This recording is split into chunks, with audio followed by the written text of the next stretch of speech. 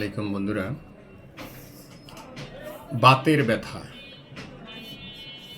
বাতের ব্যথা আমাদের সমাজে ম্যাক্সিমাম, বিশেষ করে যাদের 40 ঊর্ধ্ব, এই ব্যথা সহজে কমানো অসম্ভব। বিশেষ করে এলোপ্যাথিকে তো সম্ভবই না। ঔষধ খেলে একটু কমবে, আবার বেড়ে যাবে, এটা পরীক্ষিত। আর আমরা যারা হোমিও ডাক্তার ক্লাসিক্যাল ট্রিটমেন্ট করি, একটি মেডিসিন সিলেকশন করে,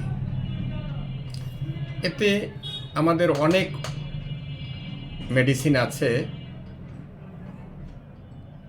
সবচেয়ে মজার হলো বাতের ব্যথা প্রত্যেকটা মানুষের ডিফারেন্স ধাতুগত দিক থাকে এবং মেডিসিনও আলাদা হয়। এবং যদি ম্যাচিং করে ঔষধ দেওয়া হয়, শরীরের সাথে ম্যাচিং করে ঔষধ যদি পড়ে যায়, খুব দ্রুত একদম ভালো হয়ে যাবে। এটা পরীক্ষিত। অনেকেই আছেন যারা বছরের পর বছর ঔষধ খেয়েছেন, নার্ভের সমস্যা, নিউরো যেটা আর কি, রক্ত চলাচল ব্যাঘাত থেকে হয়, বা বাতের সমস্যা, কোনো ঠান্ডার থেকে বাতের সমস্যা হয়।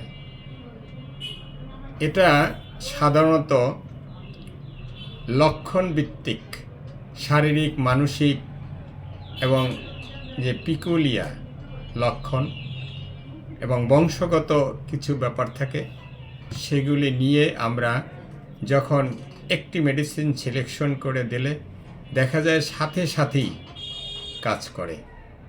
এবং এরকমের অনেক রুগী আমি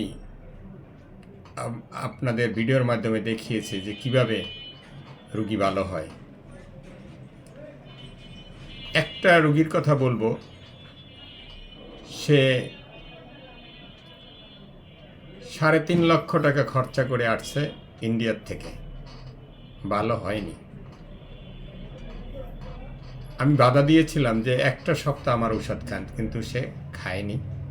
পরে ওই রুগী ঘুরে এসে আমার কাছ থেকে ঔষধ খেয়ে সে এখন সম্পূর্ণ সুস্থ। গত পরশুদিন সে তার খালা, মা, বাবাকে পাঠিয়েছে। 3 জনের ট্রিটমেন্ট একসাথে দিয়েছি এবং আমি বলে দিচ্ছি আপনারা ভালো হয়ে যাবেন। এর নাম হোমিও। আমি তাদের এই 3 জনের আপডেট আপনাদেরকে দেখাবো। এই যে বাতের ব্যথা যার হয়েছিল, তার হাজব্যান্ডকে, সে ভালো হওয়ার পর তার হাজব্যান্ডকে নিয়ে এসেছে, সেও সম্পূর্ণ সুস্থ, বরিশাল থেকে নিয়ে এসেছিল। তো এই প্রত্যেকটা মানুষ আলাদা আলাদা, তার স্ব একটি আছে, বৈশিষ্ট্য আছে। ওই অনুযায়ী যদি ট্রিটমেন্ট করা হয়, অবশ্যই ভালো হবে। আসসালামু আলাইকুম, সবাই সুস্থ থাকবেন এই কামনায়। ধন্যবাদ।